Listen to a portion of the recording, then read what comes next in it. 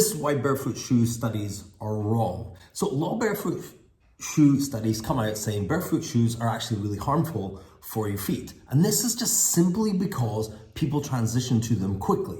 So if we take this boxing glove and I hit this wall, I'm not gonna hurt my hand. And I can do that as many times as I want. And then this is like a conventional shoe hitting off the ground. Now, a conventional shoe, you've got other problems where you've got an elevated heel that's putting problems down here. So if I hit the wall like that, it's gonna hurt my elbow. If I hit the wall like that, it's gonna hurt here, but it's not gonna hurt my foot. So everyone goes, oh, well, it must be really good for the foot. So then the sort of answer would be, hey, you should probably go into barefoot shoes. But here's the problem with that. If I take this off, and I've worn this my whole life, not only that, shoes tie your hands up like this. So my hands are like this. They've atrophied. The muscles in here have become weakened.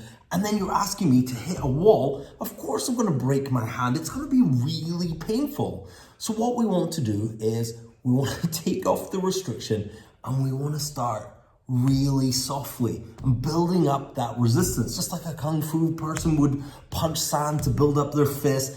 It's really common for boxers to break their hands when they get caught in a street fight because they've developed all this musculature, all this power at hitting, but they haven't conditioned the fist to deal with the hard wall. And it's exactly the same with barefoot shoes. So if you're thinking about transitioning to barefoot shoes, which I recommend for everyone, but it's a gradual process because you've had your foot, in a cast for the last 20 years, 30 years, however long someone thought to put a cute wee baby in a pair of Nike Air Maxes with a giant heel.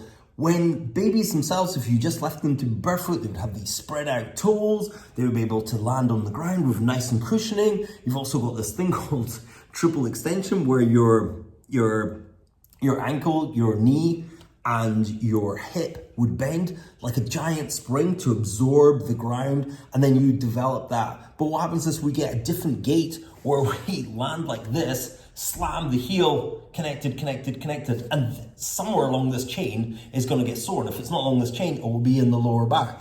So what I'm saying is, if you're thinking about transitioning over to barefoot shoes, there are so many good things you're gonna get, but it takes time to build up the muscles in your foot, to allow your toes to spread properly inside the foot, to have that wiggle, and also that impact on the ground you're not used to. You have to retrain yourself slowly over time. If you do that, you are unlikely to get injured. In fact, you're only going to develop strength in your foot. All the top deadlifters in the world deadlift barefoot. Some of the top squatters in the world deadlift barefoot. Sprinters use a flat-soled shoes. Even footballers on a football field will use a flat-soled but very narrow at the front shoe.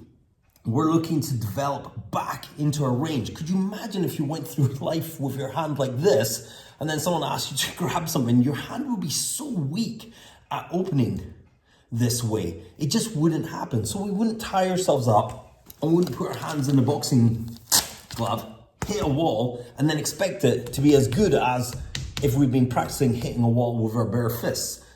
Obviously, it takes a little bit of time. So when you see a study, you sometimes have to look at the study. This happens all the time in nutrition. You have to look at the study and go, well, who's this based on? How long did they allow for transition? Biological change in the body takes time. So that's my 2 cents on transitioning into barefoot shoes.